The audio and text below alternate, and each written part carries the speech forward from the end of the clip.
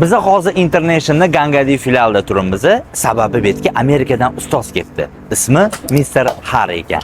Ketib ko'ramiz. Kepti, rostdan kepti. Ichkari to'polon. Nech pul ketdi? Ochga bor, kamida. Yangi ustozinglar Mr. Harry haqida fikringiz? 24 soat bizlar bilan birgalar. 24 soat? U odam uyga bormaydi. Oilasi yo'q. Mr. Harry yaxshi, lekin sal qiyin bo'lyapti bu ustoz bilan.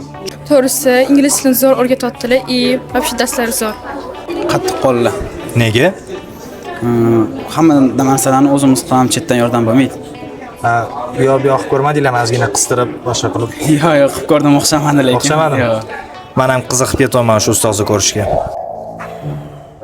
20 minut bo'ldi ustozdan darak yo'q.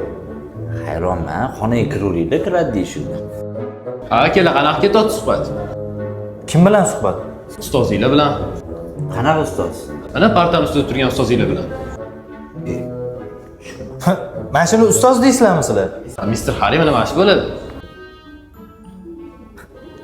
Kechanim sen bir minutga qarab o'rgin. Ha, uka, o'tirganimga hechkini ko'rmayapmanmi deyman. Qarab. What specific homework do you need help with? Nima dedi shunda? Qaysi homeworkingga yordam kerak deyapti? Ha, uyga vazifa. Gap nimaga qarang. Bu shunda International ilovasini ichida. Bu 4-ustozimiz. Nimaga? Supportimiz, teacherimiz, head teacherimiz. Bu endi sun'iy intellekt 24 ga yetdi bizlar bilan birga. Zo'r. Menda yana bitta savol. Mana sizdan ham yaxshi ingliz tilini biladigan odam demak, ilovangizni ichiga kirib, siz o'rningizga uy vazifalarini qila olar ekanda? Yo'q. Ha. International Schoolda hozir Face ID bo'yicha kontrol juda ham kuchaygan. Faqat o'zingiz kira olasiz, lekin odam kira olmaydi.